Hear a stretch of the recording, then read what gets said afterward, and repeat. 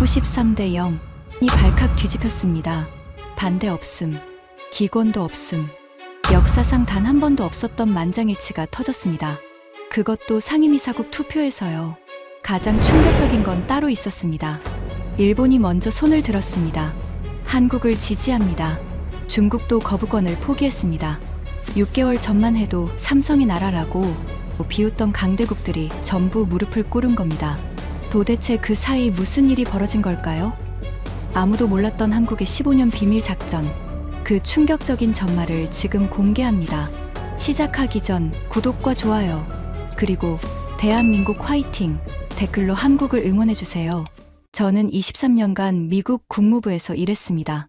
CIA 분석관으로 시작해서 동아시아 태평양 담당 부차관보까지 올라왔어요.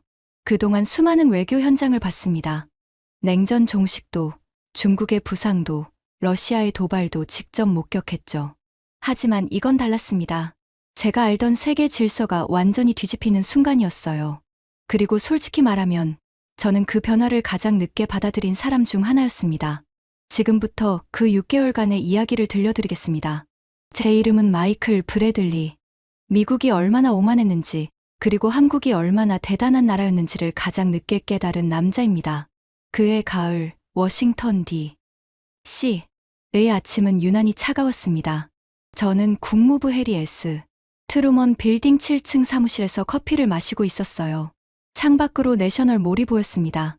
워싱턴 기념탑이 아침 햇살에 하얗게 빛나고 있었죠. 평범한 목요일 아침이었습니다. 그때 휴대폰이 울렸어요. 비서실에서 온 긴급 호출이었습니다. 브래들리 부차관보님, 지금 즉시 상황실로 오십시오. 목소리가 떨리고 있었어요. 18년간 국무부에서 일하면서 이런 톤은 처음 들었습니다. 저는 커피잔을 내려놓고 복도로 나섰습니다. 엘리베이터를 기다릴 여유가 없었어요. 계단을 뛰어 내려갔습니다. 상황실 문을 열었을 때 이미 20여 명의 고위 관료들이 모여 있었습니다. 대형 스크린에 백악관 브리핑룸이 떠 있었어요. 대통령 대변인이 단상에 올라서고 있었습니다. 표정이 굳어 있었어요. 원고를 들고 있는 손이 미세하게 떨리고 있었습니다. 미합 중국은 오늘부로 방 안이 조용해졌습니다. 유엔을 포함한 주요 국제기구에서 공식 탈퇴합니다. 순간 숨이 멎는 것 같았습니다. 저만 그런 게 아니었어요. 상황실 전체가 얼어붙었습니다. 누군가의 커피잔이 바닥에 떨어져 깨지는 소리가 났습니다. 아무도 신경 쓰지 않았어요. 미국은 더 이상 비효율적인 국제체제에 미국 납세자들의 세금을 낭비하지 않겠습니다. 대변인의 목소리는 차분했습니다. 하지만 그 말의 무게는 상상을 초월했어요. 70년이었습니다. 70년간 미국이 주도해온 국제 질서가 단 한 번의 발표로 무너지고 있었습니다. 제 옆에 서 있던 제임스 밀러 차관보가 낮은 목소리로 중얼거렸습니다. 드디어 했군. 그 작자가 진짜 해버렸어. 밀러는 30년 경력의 강경파였습니다. 냉전 시대부터 국무부에 있었고 미국 우선주의를 누구보다 강하게 주장하던 사람이었어요. 그런 그조차 표정이 복잡했습니다. 대변인이 계속 말했습니다. 앞으로 미국은 실질적 국익에 기반한 양자 관계를 우선할 것입니다. 감사합니다. 그게 끝이었어요. 질문 시간도 없었습니다. 대변인은 원고를 접고 퇴장했어요. 스크린이 꺼졌습니다. 상황실에 무거운 침묵이 내려앉았습니다. 1시간 뒤 긴급 대책회의가 소집됐습니다. 회의실에는 동아시아, 유럽, 중동, 아프리카 담당 부서장들이 모두 모였습니다. 벽면 스크린에는 세계 지도가 떠 있었어요. 빨간 점들이 깜빡이고 있었습니다. 분쟁 지역들이었어요. 소말리아, 예멘, 시리아, 미얀마, 우크라이나 동부. 미국이 유엔을 통해 관여하고 있던 모든 지역이 한순간에 공백 상태가 됐습니다. 밀러 차관보가 회의를 주재했습니다. 상황을 정리하자. 당장 급한 건 뭐야? 유럽 담당 부서장이 손을 들었습니다. 나토 동맹국들이 난리입니다. 영국, 프랑스, 독일에서 긴급 연락이 쏟아지고 있어요. 뭐라는데? 미국 없는 안보리가 작동할 수 있느냐고 묻고 있습니다. 밀러가 코웃음을 쳤습니다. 작동. 원래 안보리가 제대로 작동한 적이 있었나? 면볕이 웃었습니다. 하지만 웃음기 없는 웃음이었어요. 중동 담당이 말했습니다.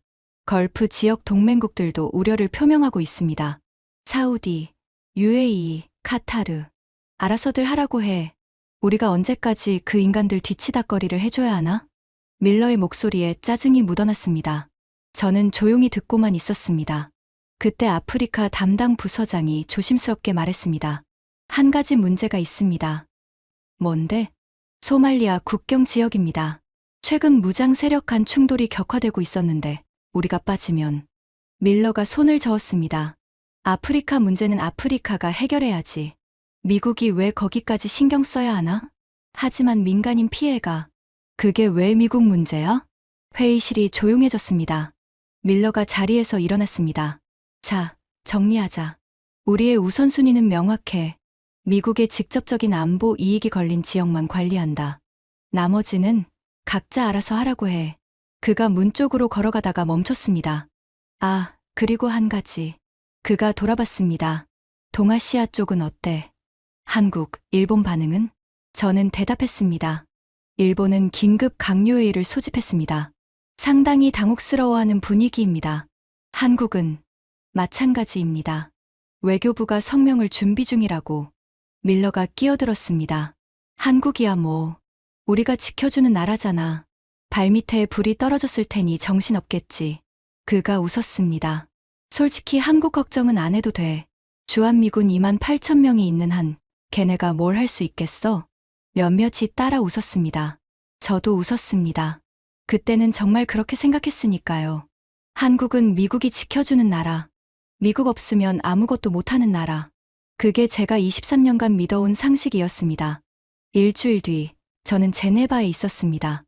UN 유럽본부에서 긴급 고위급 회의가 소집됐거든요. 미국 탈퇴 이후 첫 번째 다자 협의였습니다. 제네바 팔레 데 나시옹. 거대한 회의장에 각국 대표들이 모였습니다.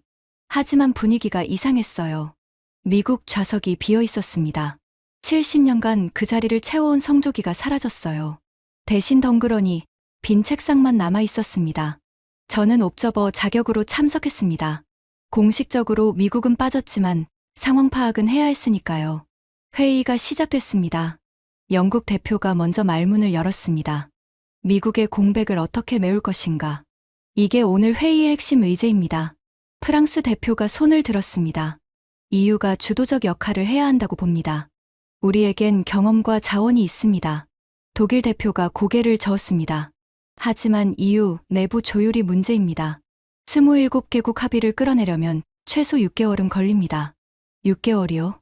지금 분쟁 지역들이 불타고 있는데? 현실적으로 그렇습니다. 회의장이 웅성거렸습니다. 중국 대표가 말했습니다. 중국은 국제사회의 안정을 위해 더 큰 책임을 질 준비가 되어 있습니다. 러시아 대표가 끼어들었습니다. 흥미롭군요. 어떤 조건으로요? 조건이라니 무슨 말씀이십니까? 중국이 공짜로 뭔가를 한 적이 있던가요? 면볕이 웃었습니다. 중국 대표의 표정이 굳어졌어요. 일본 대표가 조심스럽게 말했습니다. 어쨌든 우리는 새로운 협력 체제를 만들어야 합니다. 미국 없이도 작동하는 시스템을요. 그때 누군가 말했습니다. 한국은 어떻습니까? 회의장이 조용해졌습니다. 발언자는 나이지리아 대표였습니다. 50대 초반에 침착해 보이는 여성이었어요. 한국이요? 프랑스 대표가 되물었습니다. 네. 한국도 이 논의에 포함되어야 하지 않을까요? 잠시 침묵이 흘렀습니다. 그러더니 일본 대표가 웃었습니다. 하하, 한국이요? 글쎄요. 한국은 훌륭한 기술 국가이지만 국제 안보 문제에서는 조금 경험이 부족하다는 말씀이신가요? 솔직히 말하면 그렇습니다. 프랑스 대표가 동의했습니다. 한국은 반도체나 만드는 나라 아닙니까? 삼성, 현대, LG. 기술력은 인정하지만 글로벌 리더십은 다른 문제죠. 영국 대표도 고개를 끄덕였습니다. 미안하지만 동의합니다. 한국은 지역 강국 수준이에요. 글로벌 안보 체제를 논의하는 자리에 끼기엔. 그가 말끝을 흐렸습니다. 하지만 모두가 무슨 뜻인지 알았습니다. 한국은 자격이 안 된다. 나이지리아 대표가 뭔가 더 말하려 했지만 중국 대표가 끼어들었습니다. 본론으로 돌아가시죠. 시간이 없습니다. 그렇게 한국 이야기는 묻혔습니다. 회의가 끝나고 저는 복도로 나왔습니다. 제네바의 가을 해가 창문으로 비쳐들었어요. 하지만 마음은 무거웠습니다. 그때 누군가 제 옆으로 다가왔습니다. 야마모토 켄지. 일본 외무성 심의관이었습니다. 브래들리 씨, 오랜만입니다. 야마모토 심의관, 반갑습니다. 우리는 악수를 나눴습니다. 야마모토가 복도 끝 커피 머신 쪽으로 고개를 끄덕였습니다. 커피 한잔 하시겠습니까? 우리는 커피를 뽑아 창가 소파에 앉았습니다. 야마모토가 먼저 말문을 열었습니다. 솔직히 말해도 될까요? 물론이죠. 미국이 빠지니까 확실히 불안합니다. 아시아 쪽 균형이 무너질 것 같아서요. 이해합니다. 특히 중국이 걱정입니다. 이 틈을 노리고 있을 게 분명해요. 저는 고개를 끄덕였습니다. 하지만 아까 회의에서 재미있는 말이 나왔죠? 야마모토가 웃었습니다. 아, 한국말입니까? 네. 그가 손을 저었습니다. 농담도 정도껏 해야죠. 한국이 뭘 할 수 있겠습니까? 나이지리아 대표가 진지하게 말한 것 같던데요. 아프리카 국가들은 잘 모르니까 그런 겁니다. 한국의 실체를요. 그가 커피를 한 모금 마셨습니다. 브래들리 씨도 아시잖습니까? 한국은 미국이 지켜주는 나라예요. 주한미군이 없으면 북한 하나도 제대로 못 막는 나라입니다. 저는 대답하지 않았습니다. 야마모토가 계속했습니다. 게다가 한국 외교력이라는 게 솔직히 어느 정도인지 아시죠? 강대국 사이에 끼어서 이리저리 흔들리는 게 전부입니다. 그가 목소리를 낮췄습니다. 사실 일본 입장에서는 다행이에요. 한국이 이 판에 끼어들 실력이 안 되니까요. 만약 한국까지 나선다면 일본의 입지가 좁아지겠죠. 그가 웃었습니다. 저도 웃었습니다. 그때는 야마모토의 말이 맞다고 생각했으니까요. 저녁에 호텔로 돌아왔습니다. 노트북을 열고 밀러 차관보에게 보고서를 보냈습니다. 회의 결과 요약 이후 내부 조율 난항, 중국은 조건부 개입 의향, 러시아는 관망, 합의 도출까지 최소 6개월 예상, 그리고 마지막에 한 줄을 덧붙였습니다. 한국 관련 언급 있었으나 실질적 역할 기대 없음. 기술 국가 이미지의 그침. 보고서를 보내고 창밖을 바라봤습니다. 제네바의 밤은 고요했습니다. 레만 호수 위로 달빛이 비치고 있었어요. 그때 휴대폰이 울렸습니다. 밀러 차관보였습니다. 브래들리, 보고서 잘 받았어. 예, 차관보님. 한국 얘기는 웃기더군. 누가 그런 헛소리를 했어? 나이지리아 대표였습니다. 아프리카 국가가 뭘 안다고. 한국이 상임이사국. 그건 농담도 아니고 모욕이야. 그가 웃었습니다. 한국은 우리가 방위비나 깎아달라고 하면 벌벌 떠는 나라야. 그런 나라가 국제 안보를 논해? 웃기지도 않아. 저도 웃었습니다. 동의합니다. 어쨌든 수고했어. 계속 지켜봐. 유럽이 알아서 정리하겠지. 전화가 끊겼습니다. 저는 창가에 서서 한참을 생각했습니다. 그때까지만 해도 저는 확신했습니다.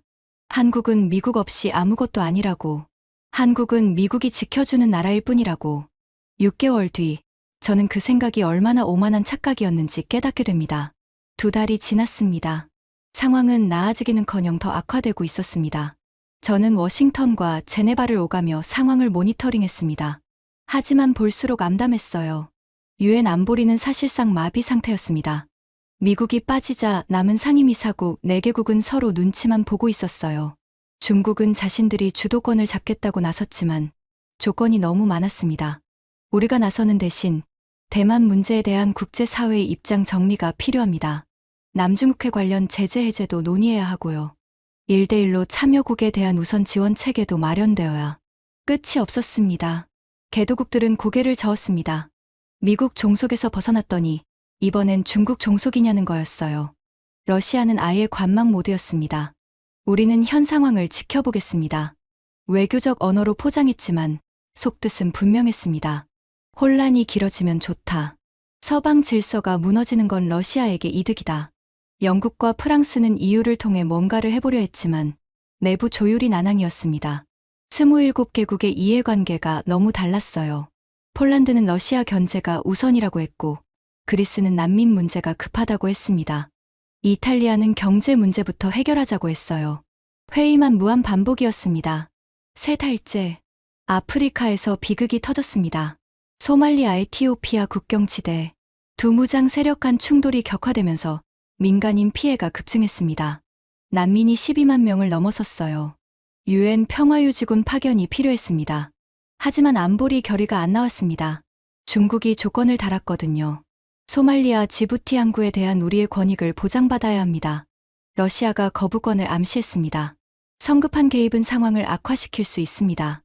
영국과 프랑스는 서로 책임을 떠넘겼습니다. 유럽 혼자서는 감당할 수 없습니다. 미국이 빠진 건 유럽 잘못이 아니지 않습니까? 결국 아무것도 결정되지 않았습니다. 저는 워싱턴 사무실에서 상황 보고를 받으며 이 말을 짚었습니다. 밀러 차관보가 말했습니다. 결국 아프리카는 아프리카가 알아서 해야지. 우리가 왜 신경 써야 해? 하지만 인도주의적 위기가 브래들리, 현실적으로 생각해. 미국 납세자들이 소말리아 난민한테 관심이나 있을 것 같아? 저는 대답하지 못했습니다. 그가 맞는 말을 하고 있었으니까요. 적어도 그때는 그렇게 생각했습니다. 네 달째. 이번엔 아시아였습니다. 방글라데시에 사이클론이 상륙했습니다. 역대급 규모였어요. 사망자 3,000명, 이재민 150만 명. 국제사회의 긴급 지원이 필요했습니다. 하지만 유엔 인도주의 조정 체계가 작동하지 않았습니다. 미국이 빠지면서 자금 지원이 끊겼고 조율 시스템이 마비됐거든요. 각국이 개별적으로 지원을 보냈지만 체계가 없었습니다. 구호 물자가 항구에 쌓여 썩어갔습니다. 분배가 안 됐어요. 의료팀이 도착했지만 어디로 가야 할지 몰랐습니다. CNN 특파원이 현장 상황을 보도했습니다.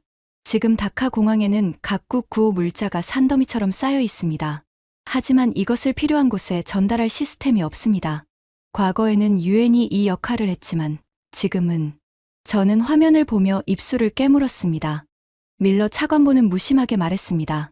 방글라데시야 원래 재해가 많은 나라잖아. 알아서 하겠지. 5달째.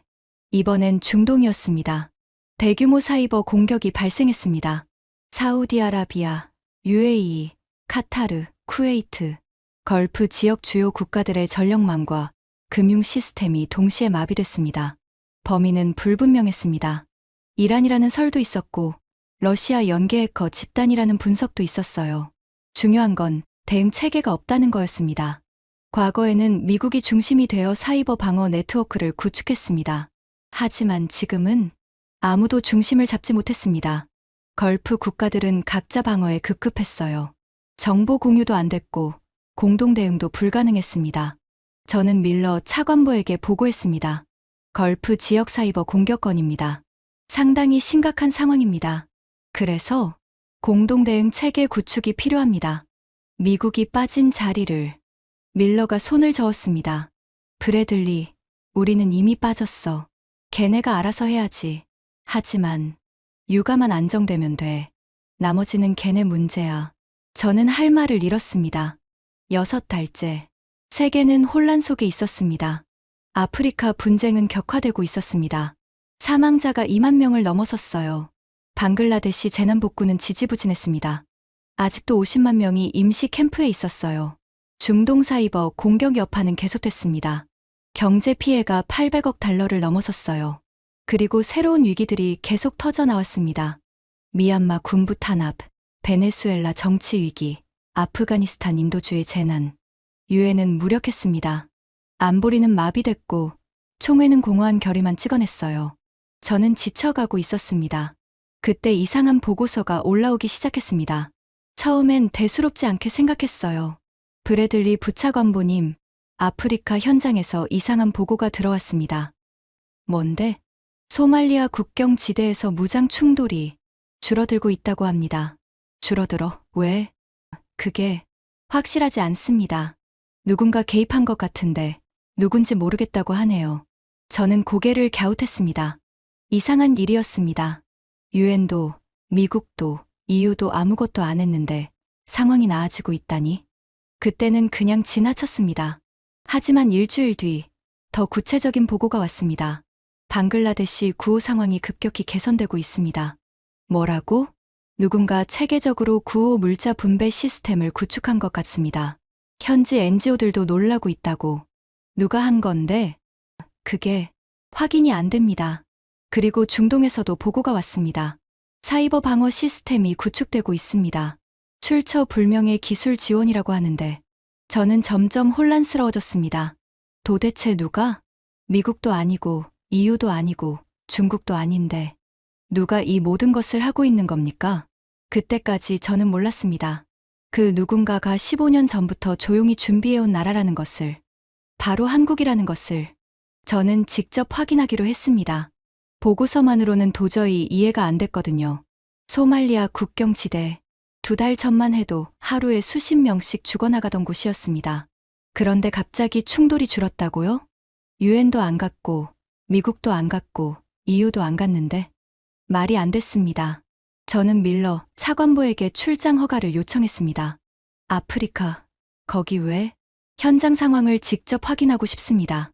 뭘 확인해? 우린 빠졌잖아. 그게 이상한 보고가 있어서요. 밀러가 귀찮다는 듯 손을 저었습니다. 알았어, 가봐. 대신 빨리 끝내고 와. 저는 다음 날 케냐 나이로비행 비행기에 올랐습니다. 나이로비에서 경비행기로 갈아타고 소말리아 국경 근처까지 갔습니다.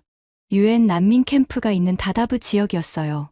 경비행기에서 내리는 순간 뜨거운 공기가 얼굴을 때렸습니다. 섭씨 42도. 숨쉬기조차 힘들었어요. 현지 NGO 코디네이터가 저를 맞았습니다. 사라 음원기. 케냐 출신의 40대 여성이었어요. 10년간 이 지역에서 일했다고 했습니다. 브래들리 씨, 멀리서 오셨네요. 상황을 직접 보고 싶었습니다. 그럼 직접 보여드리죠. 우리는 낡은 지프차에 올랐습니다. 먼지투성이 도로를 30분쯤 달렸을 때 사라가 말했습니다. 저기 보이세요? 저는 창밖을 봤습니다. 국경 초소 근처에 뭔가 설치되어 있었습니다. 안테나 같은 것들이 여러 개 서 있었어요. 태양광 패널도 보였습니다. 저게 뭡니까? 조기 경보 시스템이에요. 뭐라고요? 사라가 차를 세웠습니다. 우리는 차에서 내려 가까이 다가갔습니다. 장비들이 깔끔하게 설치되어 있었습니다. 카메라, 센서, 통신 장비. 상당히 정교해 보였어요. 저는 장비 측면에 붙어 있는 라벨을 봤습니다. 심장이 멈추는 것 같았습니다. 한글이었어요. 대한민국 국제협력단 제공. 이게 한국 장비입니까? 사라가 고개를 끄덕였습니다. 네, 2달 전에 설치됐어요. 누가 설치한 겁니까? 한국 팀이요. 조용히 와서 조용히 설치하고 갔어요. 저는 멍하니 서 있었습니다. 이 시스템이 뭘 하는 건데요? 무장 세력 이동을 감지해요. 충돌 가능성이 감지되면 양측에 경고를 보내죠. 동시에 국제사회에도 알림이 갑니다. 그래서 충돌이 줄어든 겁니까? 네, 기습이 불가능해졌거든요. 서로가 서로를 볼 수 있으니까 먼저 공격할 명분이 사라진 거예요. 저는 할 말을 잃었습니다. 미국이, EU가, 유엔이 6개월간 회의만 하고 있을 때 한국은 이미 현장에서 문제를 해결하고 있었던 겁니다. 사라가 저를 난민 캠프로 데려갔습니다. 캠프 입구에 임시 의료시설이 있었습니다. 그곳에서도 한글이 보였어요. 대한민국 긴급의료지원단. 저는 안으로 들어갔습니다. 의료진들이 분주하게 움직이고 있었습니다. 환자들이 줄지어 기다리고 있었어요. 한 의사가 제게 다가왔습니다. 50대 초반으로 보이는 한국인이었어요. 외국 분이시네요. 어디서 오셨어요? 미국 국무부에서 왔습니다. 의사의 표정이 묘해졌습니다. 국무부요? 여긴 왜? 상황을 파악하러 왔습니다. 실례지만 이 의료팀은 언제부터 여기 있었습니까? 의사가 잠시 생각했습니다. 이 지역은 3년째예요. 하지만 한국 의료팀이 아프리카에 온 건 15년 전부터입니다. 15년이요? 네. 처음엔 작은 규모로 시작했어요. 의료 봉사 수준이었죠. 그런데 점점 확대됐습니다. 그가 창밖을 가리켰습니다. 지금은 아프리카 12개국에 한국 의료팀이 상주하고 있어요. 긴급 대응 시스템도 구축했고 현지 의료진 교육도 하고 있습니다. 저는 믿기지 않았습니다. 그런 건 왜 언론에 안 나옵니까? 의사가 웃었습니다. 우린 홍보하러 온 게 아니니까요. 그냥 필요한 일을 하는 거예요. 저는 캠프를 둘러봤습니다. 곳곳에 한국의 흔적이 있었습니다. 식수 정화 시설, 태양광 발전기, 이동식 화장실. 모두 조용히 체계적으로 설치되어 있었어요. 사라가 말했습니다. 솔직히 말씀드릴게요. 브래들리 씨. 저는 그녀를 봤습니다. 저도 처음엔 한국을 잘 몰랐어요. 삼성, 현대. 그 정도만 알았죠. 그녀가 고개를 저었습니다. 하지만 10년간 이 일을 하면서 깨달았어요. 한국은 다른 나라들과 달라요. 어떻게요? 다른 나라들은 와서 사진 찍고 가요. 보도 자료 내고 성과 발표하고 끝이에요. 하지만 한국은, 그녀가 말을 멈췄습니다. 한국은 남아요. 시스템이 작동할 때까지 함께 있어요. 그리고 현지 사람들이 스스로 운영할 수 있게 만들어요. 저는 가슴이 뜨거워지는 것을 느꼈습니다. 그리고 가장 중요한 건요. 사라가 저를 똑바로 봤습니다. 한국은 조건을 안 달아요. 정치적 지지도, 경제적 양보도 요구하지 않아요. 그냥 필요한 걸 물어보고, 해주고, 떠나요. 저는 아무 말도 할 수 없었습니다. 나이로비로 돌아오는 비행기 안에서 저는 생각에 잠겼습니다. 15년. 한국은 15년 전부터 이 일을 해왔다고 했습니다. 아무도 모르게, 아무 조건 없이. 왜? 미국은 국익을 따지고, 중국은 조건을 달고, 러시아는 방관하는데, 한국은 왜 아무것도 바라지 않고 이 일을 해왔을까요? 저는 휴대폰을 꺼내 검색을 시작했습니다. 한국 해외 봉사, 한국 PKO, 한국 재난 지원. 정보가 쏟아져 나왔습니다. 남수단, 레바논, IT, 필리핀, 네팔. 한국은 조용히, 하지만 꾸준히 세계 곳곳에서 활동하고 있었습니다. 제가 몰랐을 뿐이었어요. 아니, 관심이 없었던 거죠. 한국은 미국이 지켜주는 나라. 그 편견이 제 눈을 가리고 있었던 겁니다. 케냐에서 돌아온 직후, 저는 방글라데시로 향했습니다. 사이클론 피해 현장이었습니다. 아직도 50만 명이 임시 캠프에 있다는 보고를 받았거든요. 하지만 동시에 상황이 급격히 개선되고 있다는 이상한 보고도 올라오고 있었습니다. 다카 국제공항에 내렸을 때 습한 공기가 폐를 눌렀습니다. 공항 밖으로 나오자마자 혼란이 보였습니다. 구호 물자를 실은 트럭들이 줄지어 서 있었어요. 하지만 뭔가 달랐습니다. 2달 전 보도에서는 물자가 쌓여 썩어가고 있다고 했는데 지금은 트럭들이 질서정연하게 움직이고 있었습니다. 저는 현지 가이드와 함께 가장 피해가 컸던 바리살 지역으로 향했습니다. 4시간 거리였어요. 도로 상태가 좋지 않았습니다. 곳곳에 물웅덩이가 있었고 무너진 건물 잔해도 보였습니다. 하지만 복구 작업이 한창이었습니다. 중장비들이 움직이고 있었어요. 작업자들이 분주했습니다. 저는 창밖을 보며 물었습니다. 저 중장비들은 어디서 온 겁니까? 가이드가 대답했습니다. 한국이요. 뭐라고요? 한국에서 보낸 거예요. 사이클론 터지고 72시간 만에 도착했어요. 72시간. 저는 믿을 수 없었습니다. 미국은 아직도 지원 규모를 논의 중이었는데 한국은 이미 장비를 보냈다고요? 바리살에 도착했습니다. 임시 캠프가 보였습니다. 천막들이 줄지어 서 있었어요. 하지만 케냐에서 본 것과는 완전히 달랐습니다. 정돈되어 있었습니다. 식수 배급소, 의료 텐트, 급식소가 체계적으로 배치되어 있었어요. 사람들이 줄을 서 있었지만 혼란스럽지 않았습니다. 저는 캠프 관리 본부를 찾아갔습니다. 거기서 한국인을 만났습니다. 30대 후반의 여성이었어요. 조끼에 한국국제협력단 KOICA라고 적혀 있었습니다. 실례합니다. 미국 국무부에서 왔는데요. 여성이 돌아봤습니다. 눈 밑에 다크서클이 짙었습니다. 며칠째 제대로 못 잔 것 같았어요. 국무부요? 무슨 일이시죠? 상황을 파악하러 왔습니다. 여기 시스템이 인상적인데 어떻게 이렇게 빨리 구축됐습니까? 여성이 쓴웃음을 지었습니다. 빨리요? 이건 15년 전부터 준비한 거예요. 또 15년이었습니다. 무슨 말씀이시죠? 한국은 방글라데시에서 15년 전부터 재난 대비 훈련을 했어요. 현지 공무원들, NGO들과 함께요. 매년 2번씩 합동 훈련을 했죠. 저는 눈을 크게 떴습니다. 그래서 시스템이 있었던 겁니까? 네. 재난이 터지면 누가 뭘 해야 하는지 다 정해져 있어요. 우리가 오면 바로 작동하게요. 그녀가 태블릿을 꺼내 보여줬습니다. 화면에 복잡한 도표가 떠 있었습니다. 물류 흐름, 인력 배치, 의료 수요 예측. 이 시스템은 한국이 개발했어요.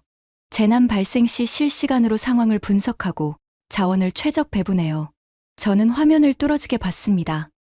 이걸 한국 혼자 만든 겁니까? 아니요.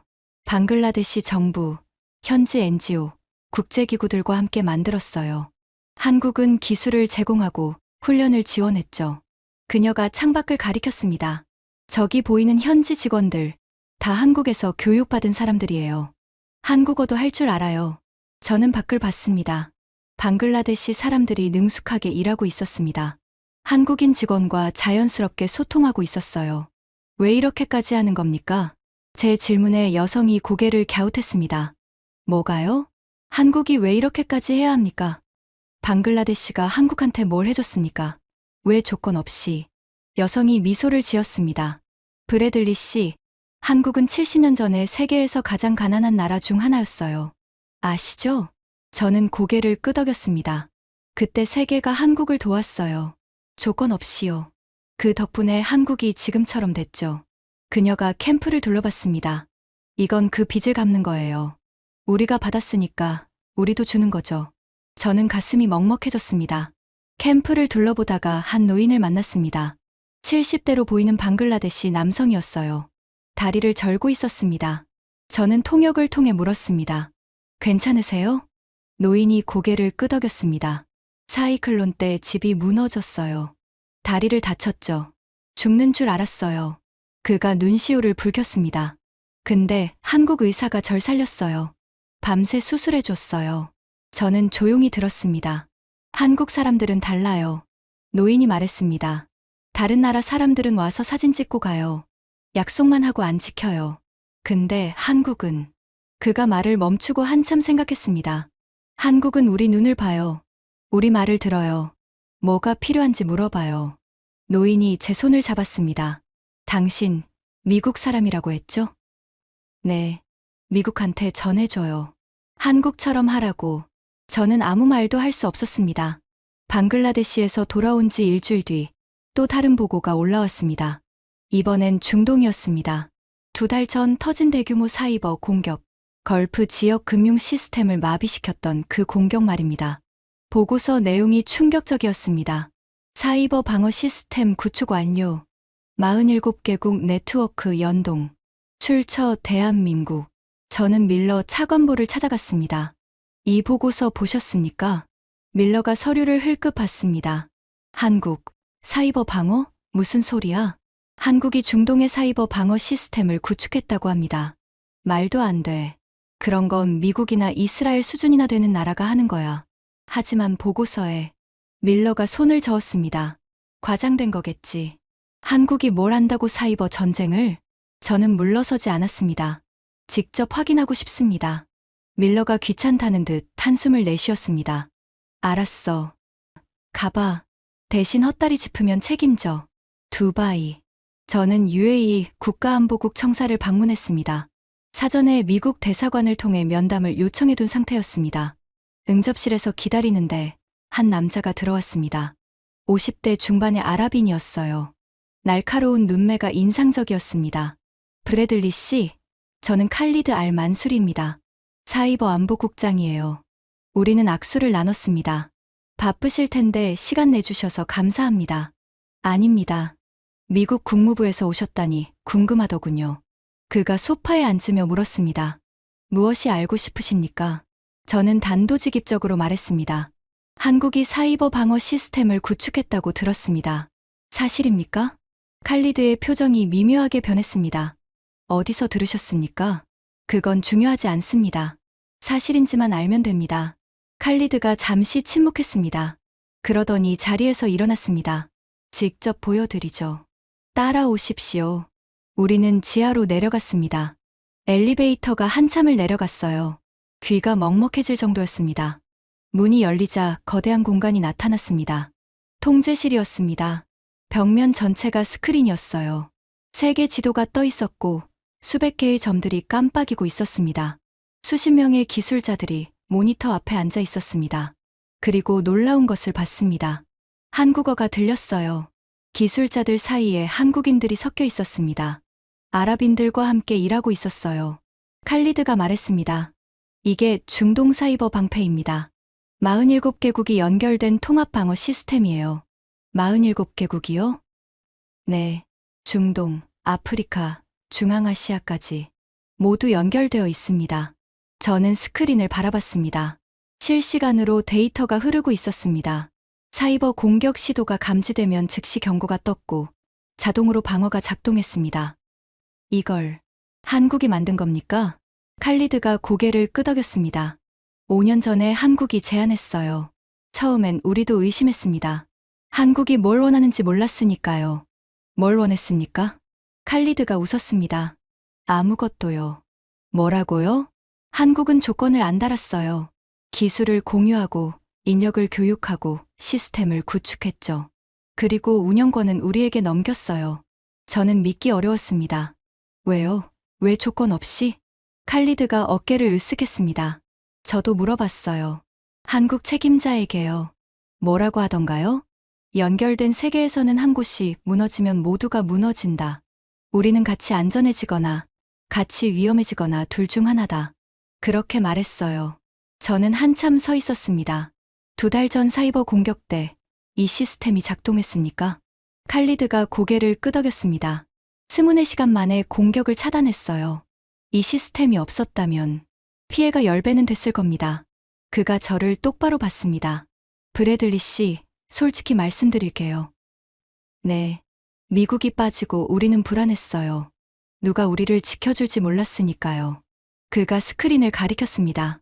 하지만 한국이 있었어요. 조용히, 묵묵히 준비하고 있었죠. 우리가 몰랐을 뿐이에요. 저는 가슴이 뜨거워지는 것을 느꼈습니다. 미국은 70년간 우리가 지켜준다고 했어요. 하지만 떠날 때는 하루아침이었죠. 칼리드의 목소리에 쓴맛이 섞여 있었습니다. 한국은 15년간 아무 말 없이 준비했어요. 그리고 필요할 때 거기 있었죠. 누가 진짜 친구인지 이제 알겠더군요. 저는 대답할 말을 찾지 못했습니다. 워싱턴으로 돌아왔습니다. 저는 보고서를 작성했습니다. 아프리카, 방글라데시, 중동에서 본 모든 것을 담았어요. 15년간의 준비, 47개국 네트워크, 127조 원 규모의 투자, 4만 7천 명의 인력 파견 누적, 숫자로 보니 더 충격적이었습니다. 보고서를 밀러 차관보에게 제출했습니다. 그는 읽더니 코웃음을 쳤습니다. 그래서 뭐? 한국이 좀 도왔다고?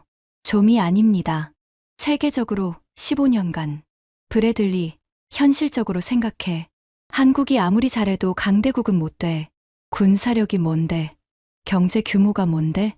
저는 반박하고 싶었지만 참았습니다. 알겠습니다. 그리고 이 보고서는 외부에 유출하지 마. 괜히 한국이 잘났다는 인식 퍼지면 우리한테 손해야. 저는 사무실을 나왔습니다. 손이 부들부들 떨렸습니다. 분노 때문이 아니었어요. 부끄러움 때문이었습니다. 그날 밤, 제네바에서 긴급 연락이 왔습니다.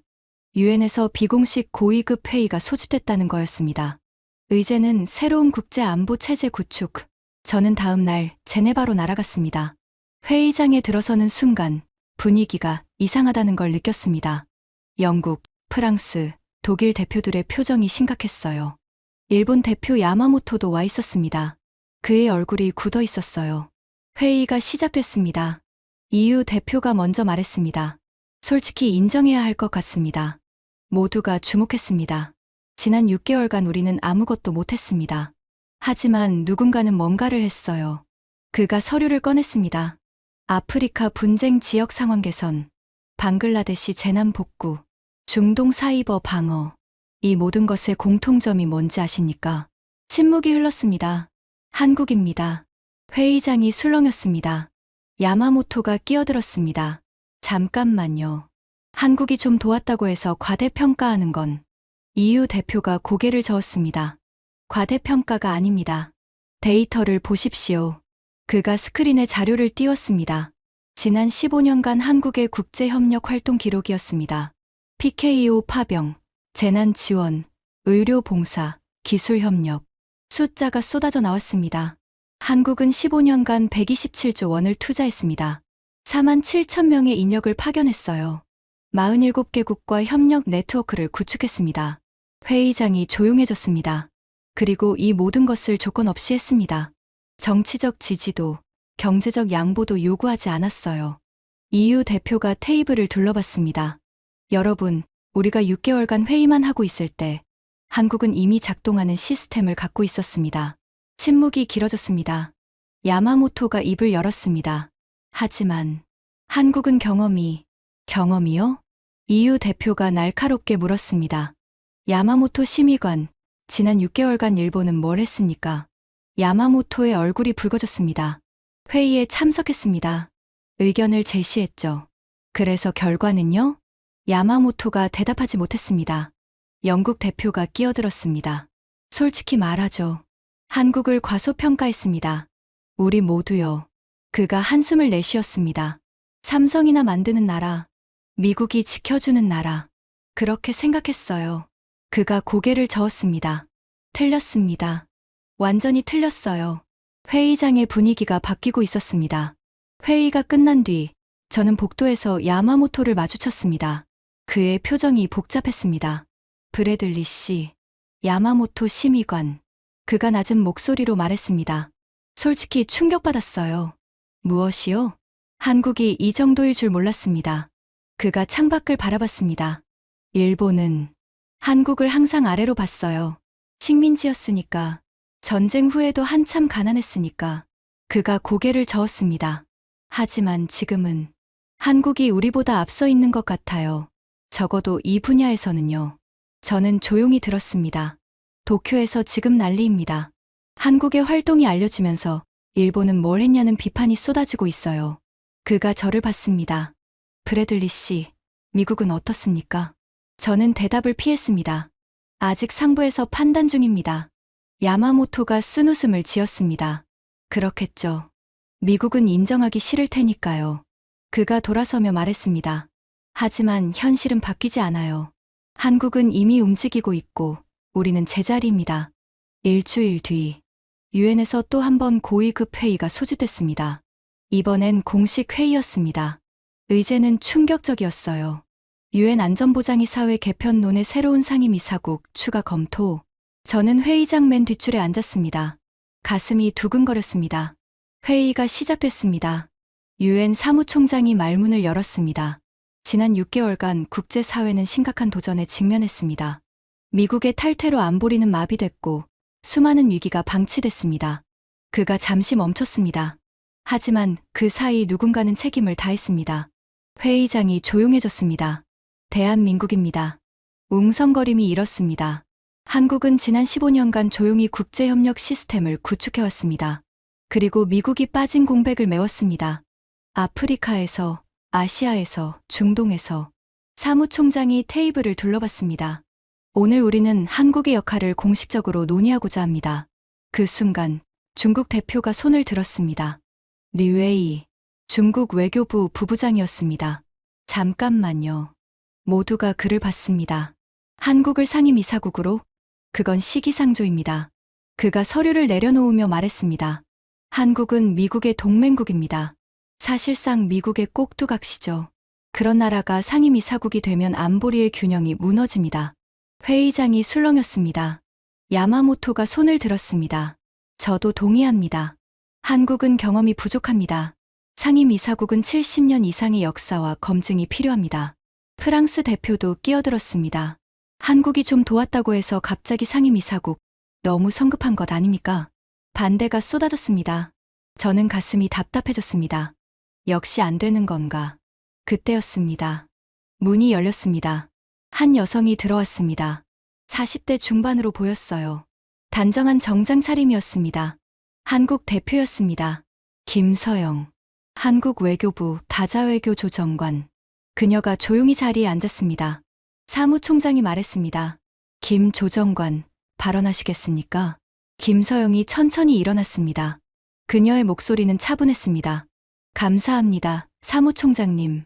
그녀가 회의장을 둘러봤습니다. 여러분의 우려를 이해합니다. 한국은 작은 나라입니다.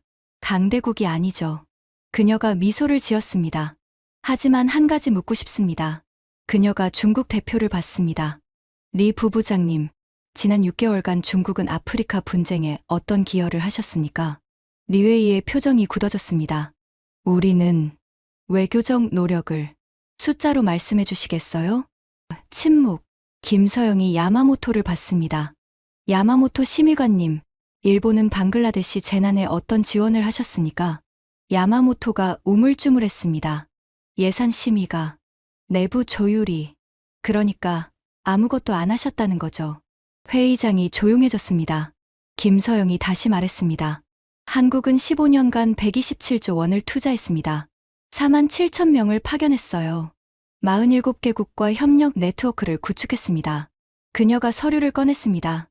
여기 기록이 있습니다. 아프리카 조기 경보 시스템, 아시아 재난 대응 체계, 중동 사이버 방어망. 모두 한국이 구축했어요. 그녀가 테이블을 둘러봤습니다. 우리는 조건을 달지 않았습니다. 정치적 지지도, 경제적 양보도 요구하지 않았어요. 그녀의 목소리가 단단해졌습니다. 왜냐고요? 한국은 알기 때문입니다. 진정한 힘은 지배가 아니라 신뢰에서 나온다는 걸요. 회의장이 숨을 죽였습니다. 여러분이 회의하는 동안 한국은 일했습니다. 여러분이 조건을 따지는 동안 한국은 사람을 살렸습니다. 그녀가 중국 대표를 다시 봤습니다. 리 부부장님, 한국이 미국 꼭두각시라고 하셨죠? 리웨이가 불편한 표정을 지었습니다. 그럼 왜 47개국이 한국과 협력하고 있을까요? 왜 아프리카와 중동이 한국을 신뢰할까요? 미국 때문인가요? 리웨이가 대답하지 못했습니다. 아닙니다. 한국이 조건 없이 도왔기 때문입니다. 김서영이 마지막으로 말했습니다. 한국은 상임이사국 자리를 구걸하러 온 게 아닙니다. 우리는 이미 일하고 있어요. 여러분의 인정이 있든 없든. 그녀가 자리에 앉았습니다. 회의장이 완전히 고요해졌습니다. 10분간 휴식이 선언됐습니다. 저는 복도로 나왔습니다. 각국 대표들이 웅성거리고 있었습니다. 야마모토가 일본 측 관계자들과 급히 통화하고 있었어요. 표정이 심각했습니다. 리웨이도 전화기를 들고 어딘가에 보고하고 있었습니다. 15분 뒤 회의가 재개됐습니다. 야마모토가 먼저 손을 들었습니다. 모두가 그를 봤습니다. 그의 얼굴이 창백했습니다. 발언해도 되겠습니까? 사무총장이 고개를 끄덕였습니다.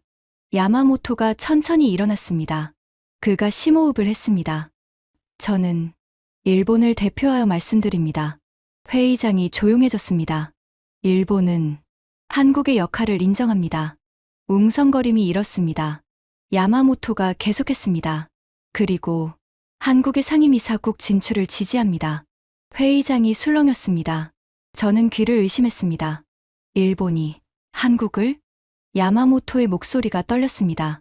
솔직히 인정합니다. 일본은 한국을 과소평가했습니다. 아니, 무시했습니다. 그가 고개를 숙였습니다. 하지만 지난 6개월의 기록은 거짓말을 하지 않습니다. 한국은 행동으로 증명했습니다. 그가 김서영을 봤습니다. 김 조정관님, 죄송합니다. 그리고 존경합니다. 회의장에 감탄이 흘렀습니다. 그리고 놀라운 일이 벌어졌습니다. 리웨이가 손을 들었습니다. 중국도 발언하겠습니다. 모두가 숨을 죽였습니다. 리웨이가 일어났습니다. 그의 표정이 복잡했습니다. 중국은 한국의 상임이사국 진출에 거부권을 행사하지 않겠습니다. 회의장이 폭발했습니다. 웅성거림, 박수, 탄성이 뒤섞였습니다. 저는 멍하니 앉아 있었습니다. 중국이 거부권을 포기했다. 일본이 한국을 지지했다. 도대체 무슨 일이 벌어지고 있는 겁니까? 리웨이가 덧붙였습니다. 한국이 미국 꼭두각시라고 했던 말, 철회합니다. 한국은 독자적인 외교력을 갖춘 나라입니다. 그가 김서영을 봤습니다. 중국도 배워야 할 것 같습니다. 조건 없이 돕는다는 게 어떤 건지요. 회의장이 다시 술렁였습니다. 영국 대표가 손을 들었습니다. 영국도 한국을 지지합니다. 프랑스 대표가 따랐습니다. 프랑스도 동의합니다. 러시아 대표가 말했습니다. 러시아는 반대하지 않겠습니다. 도미노가 쓰러지고 있었습니다. 저는 가슴이 벅차올랐습니다. 김서영은 조용히 앉아 있었습니다. 표정에 큰 변화가 없었어요. 마치 이 모든 것이 예상됐다는 듯이. 사무총장이 말했습니다. 그럼 다음 주 유엔 총회에서 공식 표결을 진행하겠습니다. 회의가 끝났습니다. 저는 자리에서 일어나지 못했습니다. 6개월 전 이 자리에서 한국은 옵션에도 없었습니다. 모두가 비웃었죠. 삼성이나 만드는 나라, 미국이 지켜주는 나라, 상임이사국, 농담도 정도껏. 그런데 지금 일본이 지지했습니다. 중국이 거부권을 포기했습니다. 모든 강대국이 한국을 인정했습니다. 도대체 어떻게 이런 일이 가능한 겁니까? 일주일이 지났습니다. 유엔 총회 투표일이었습니다. 저는 뉴욕으로 날아갔습니다. JFK 공항에 내리는 순간부터 긴장감이 느껴졌어요. 공항 TV에서 뉴스가 흘러나오고 있었습니다. 오늘 유엔 총회에서 역사적인 표결이 진행됩니다. 대한민국의 안전보장이사회 상임이사국 진출 여부가 결정됩니다. 택시를 타고 유엔 본부로 향했습니다. 이스트 강변에 익숙한 건물이 보였어요. 하지만 오늘은 뭔가 달랐습니다. 건물 앞에 취재진이 가득했습니다. 각국 기자들이 카메라를 들고 서 있었어요. 생중계 차량도 줄지어 있었습니다. 저는 총회장으로 들어갔습니다. 안으로 들어서는 순간 숨이 멎을 것 같았습니다. 193개국 대표들이 자리를 채우고 있었습니다. 이렇게 많은 나라가 한자리에 모인 것을 본 적이 없었어요. 역사적인 순간이라는 게 실감났습니다. 저는 방청석 맨 뒷줄에 앉았습니다. 심장이 미친 듯이 뛰었어요. 유엔 사무총장이 단상에 올랐습니다. 지금부터 유엔 총회 특별 표결을 시작하겠습니다. 회의장이 조용해졌습니다. 의제는 유엔 안전보장이사회 결의 제2847호 대한민국의 상임이사국 추대건입니다. 사무총장이 서류를 펼쳤습니다. 본 결의안은 지난주 안보리에서 만장일치로 통과되었습니다. 오늘 총회의 승인을 거쳐 최종 확정됩니다. 저는 손에 땀이 났습니다. 안보리에서 만장일치가 나왔다고 해도 총회는 다른 문제였어요. 193개국이 투표하는 겁니다. 어떤 변수가 있을지 몰랐습니다. 사무총장이 말했습니다. 표결에 앞서 대한민국 대표의 발언이 있겠습니다. 김서영이 자리에서 일어났습니다. 그녀가 단상으로 걸어갔어요. 회의장의 모든 시선이 그녀에게 쏠렸습니다. 김서영이 마이크 앞에 섰습니다. 잠시 침묵이 흘렀습니다. 그녀가 입을 열었습니다. 존경하는 의장님, 그리고 193개국 대표 여러분. 그녀의 목소리는 차분했지만 회의장 전체에 울려 퍼졌습니다. 70년 전, 한국은 세계에서 가장 가난한 나라 중 하나였습니다. 저는 숨을 죽였습니다. 폐허가 된 땅에서 사람들은 굶주렸습니다. 내일이 있을지 알 수 없었죠. 그녀가 회의장을 둘러봤습니다. 그때 세계가 손을 내밀었습니다. 유엔이 한국을 도왔습니다. 조건 없이요. 그녀의 목소리가 조금 떨렸습니다. 그 도움이 없었다면 오늘의 한국은 없었을 겁니다. 회의장이 완전히 고요해졌습니다. 한국은 그 은혜를 잊지 않았습니다. 김서영이 단상 위 서류를 집어들었습니다. 지난 15년간 한국은 127조 원을 투자했습니다. 4만 7천 명의 인력을 파견했어요. 47개국과 협력했습니다. 그녀가 서류를 내려놓았습니다. 우리는 받았기 때문에 돌려드리는 겁니다. 저는 가슴이 뜨거워졌습니다. 한국은 패권을 원하지 않습니다. 지배하고 싶지 않아요. 그녀가 단호하게 말했습니다. 우리가 원하는 건 단 하나입니다. 연결된 세계에서 함께 안전해지는 것. 그녀가 마지막으로 말했습니다. 오늘 여러분이 어떤 선택을 하시든 한국은 계속 일할 겁니다. 조건 없이 책임감을 갖고요. 그녀가 고개를 숙였습니다. 감사합니다. 회의장에 박수가 터져 나왔습니다. 처음엔 몇몇 나라에서 시작됐어요. 아프리카, 동남아시아, 중동. 그러더니 점점 퍼져나갔습니다. 유럽에서, 남미에서, 아시아에서. 박수가 회의장 전체를 뒤덮었습니다. 저는 눈시울이 뜨거워졌습니다. 김서영이 자리로 돌아갔습니다. 그녀의 표정은 여전히 담담했어요. 하지만 눈가가 촉촉해 보였습니다. 사무총장이 다시 단상에 섰습니다. 그럼 표결을 시작하겠습니다. 회의장이 다시 조용해졌습니다. 대한민국의 유엔 안전보장이사회 상임이사국 추대에 찬성하시는 나라는 녹색 버튼을, 반대하시는 나라는 적색 버튼을, 기권하시는 나라는 황색 버튼을 눌러주십시오. 저는 손을 꽉 쥐었습니다. 회의장 전면의 대형 스크린에 숫자가 떴습니다. 찬성 0, 반대 0, 기권 0. 투표가 시작됐습니다. 첫 번째 숫자가 바뀌었습니다. 찬성 1, 가나였습니다. 그 다음 찬성 2, 나이지리아. 찬성 5, 찬성 12, 찬성 27. 숫자가 빠르게 올라갔습니다. 저는 화면을 뚫어지게 봤습니다. 반대는 여전히 0이었어요. 기권도 0점. 찬성 58, 찬성 89, 찬성 127.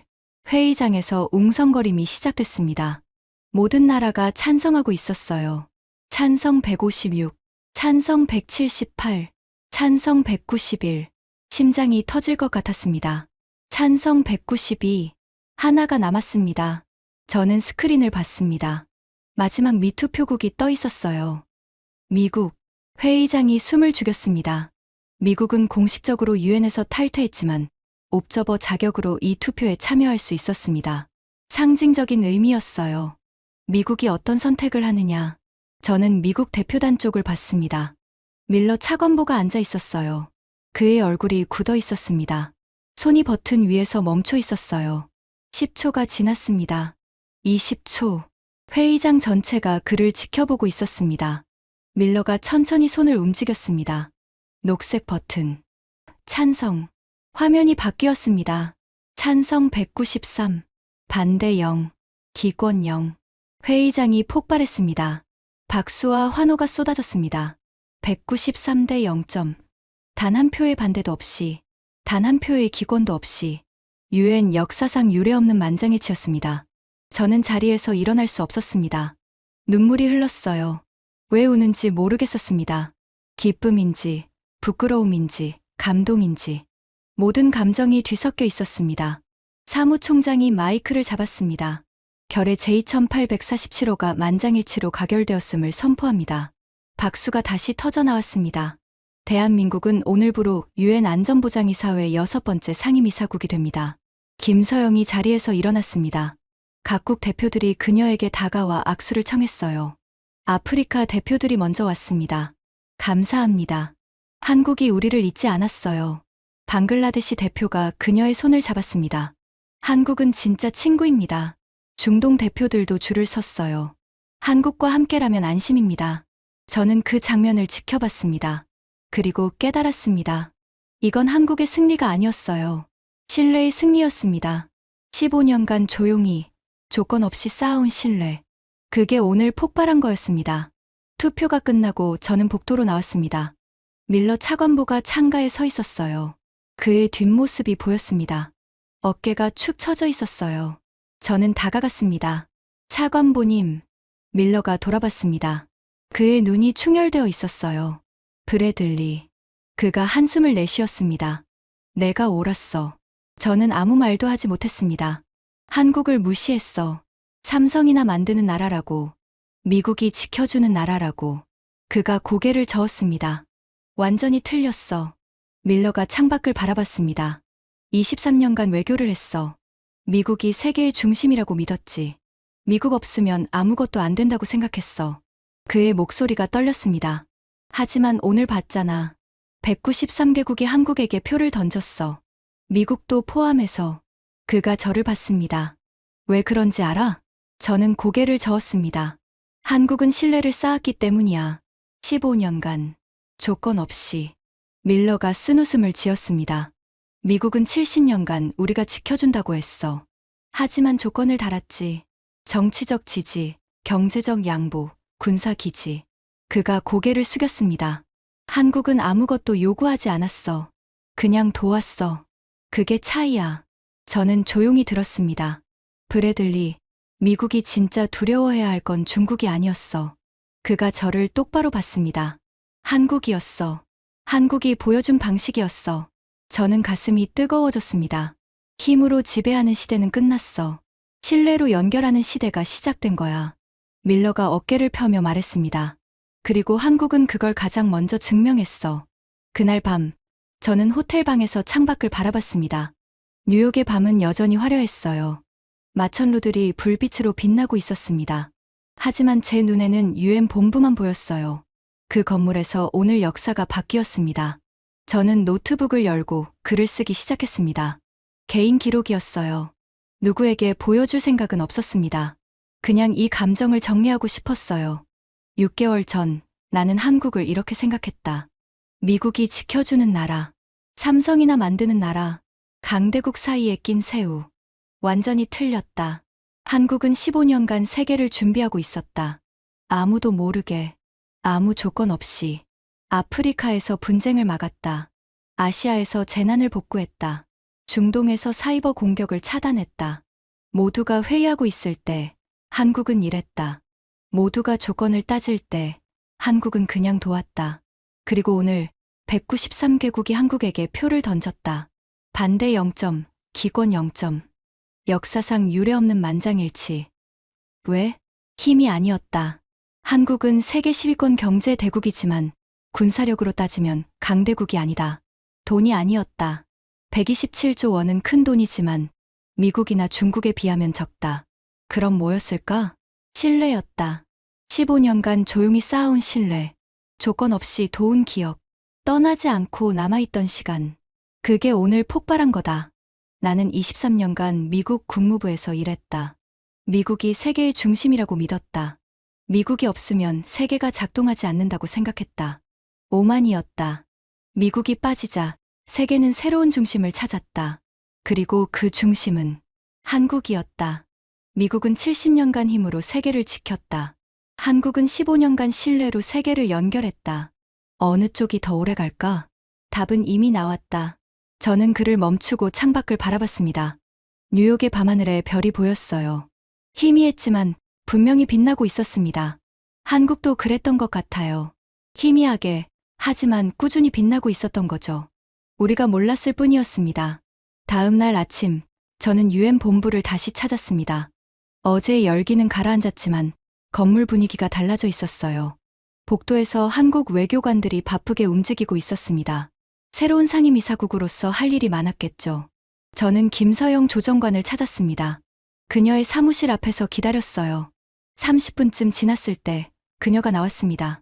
브래들리 씨, 김 조정관님, 잠시 시간 되시겠습니까? 그녀가 고개를 끄덕였습니다. 우리는 근처 벤치에 앉았어요. 저는 먼저 말했습니다. 축하드립니다. 감사합니다. 그리고 사과드리고 싶습니다. 김서영이 저를 봤습니다. 사과요? 저도 한국을 무시했습니다. 미국이 지켜주는 나라라고, 삼성이나 만드는 나라라고. 저는 고개를 숙였습니다. 완전히 틀렸습니다. 죄송합니다. 김서영이 미소를 지었습니다. 괜찮습니다. 저희도 그런 시선에 익숙해요. 그녀가 창밖을 바라봤습니다. 하지만 중요한 건 시선이 아니에요. 행동이죠. 저는 조용히 들었습니다. 한국은 70년 전에 도움을 받았어요. 그때 세계가 한국을 봐준 덕분에 지금의 한국이 있죠. 그녀가 저를 봤습니다. 그래서 한국은 행동하기로 했어요. 말이 아니라 행동으로 보여주기로요.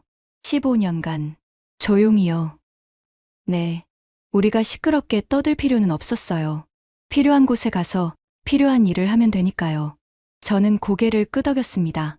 한 가지 묻고 싶습니다. 네. 앞으로 어떻게 하실 겁니까? 상임이사국이 되셨잖아요. 이제 더 큰 힘을 갖게 됐는데. 김서영이 잠시 생각했습니다. 똑같이 할 거예요. 네. 조용히, 조건 없이 필요한 곳에서 일할 거예요. 그녀가 미소를 지었습니다. 상임이사국이 됐다고 한국이 바뀔 필요는 없잖아요. 지금까지 해온 방식이 효과가 있었으니까요. 저는 감탄했습니다. 대단하십니다. 아니에요. 그냥 당연한 거예요. 그녀가 일어섰습니다. 브래들리 씨, 한 가지만 기억해 주세요. 네. 세상을 바꾸는 건 힘이 아니에요. 신뢰예요. 그녀가 손을 내밀었습니다. 언젠가 미국도 그걸 깨달을 거예요. 그때 다시 만나요. 저는 그녀의 손을 잡았습니다. 감사합니다. 그리고 존경합니다. 김서영이 미소를 지으며 돌아갔습니다. 저는 한참 그 자리에 서 있었습니다. 일주일 뒤, 저는 워싱턴으로 돌아왔습니다. 국무부 사무실에 앉아 창밖을 바라봤습니다. 워싱턴 기념탑이 햇살에 빛나고 있었어요. 저는 생각했습니다. 6개월 전 이 자리에서 유엔 탈퇴 뉴스를 봤습니다. 세계가 끝나는 것 같았어요. 미국이 빠지면 모든 게 무너질 거라고 생각했습니다. 하지만 무너지지 않았습니다. 누군가 그 자리를 채웠어요. 한국이었습니다. 저는 23년간 외교관으로 일하면서 많은 것을 봤습니다. 전쟁도, 평화도, 배신도, 협력도. 하지만 오늘처럼 명확한 교훈을 얻은 적은 없었어요. 힘은 영원하지 않습니다. 돈도 영원하지 않아요. 하지만 신뢰는 남습니다. 한국은 그걸 증명했습니다. 저는 사직서를 쓰기로 했습니다. 23년간의 국무부 생활을 마치기로 했어요. 왜냐고요? 새로운 일을 하고 싶었습니다. 한국이 보여준 방식을 배우고 싶었어요. 힘이 아니라 신뢰로 세계를 연결하는 방법, 조건 없이 돕는 방법, 떠나지 않고 남아있는 방법. 저는 책상 위에 사직서를 올려놓았습니다. 그리고 마지막으로 창밖을 바라봤습니다. 워싱턴의 하늘은 맑았어요. 저 하늘 아래 어딘가에서 한국 사람들이 오늘도 일하고 있겠죠. 조용히, 묵묵히, 조건 없이. 저도 그렇게 살고 싶습니다. 이 이야기를 듣고 계신 여러분, 저는 마이클 브래들리입니다. 미국 국무부에서 23년간 일한 외교관이었어요. 한국을 무시하던 오만한 미국인이었습니다. 하지만 6개월 만에 모든 생각이 바뀌었어요. 한국은 제가 생각한 나라가 아니었습니다. 미국이 지켜주는 나라가 아니었어요. 오히려 미국이 배워야 할 나라였습니다. 힘이 아니라 신뢰, 조건이 아니라 헌신, 지배가 아니라 연결. 한국은 그 새로운 방식을 15년간 증명했습니다. 그리고 세계가 그걸 인정했어요. 193대 0점. 역사상 유례없는 만장일치. 저는 이제 압니다. 세상을 바꾸는 건 힘이 아닙니다. 신뢰입니다. 그리고 한국은 그걸 가장 먼저 증명한 나라입니다. 여러분, 한국인으로 태어난 것을 자랑스러워하셔도 됩니다. 아니, 자랑스러워해야 합니다. 여러분의 나라가 세계를 바꾸고 있으니까요. 조용히, 하지만 확실하게. 지금까지 미국 국무부 고위 관료가 유엔에서 경험한 충격적인 이야기였습니다. 대한민국이 세계를 어떻게 바꾸고 있는지 이 이야기를 주변에 널리 공유해 주세요. 조용한 신뢰가 세상을 움직입니다. 구독과 좋아요도 부탁드립니다. 지금까지 터칭 스토리였습니다. 감사합니다.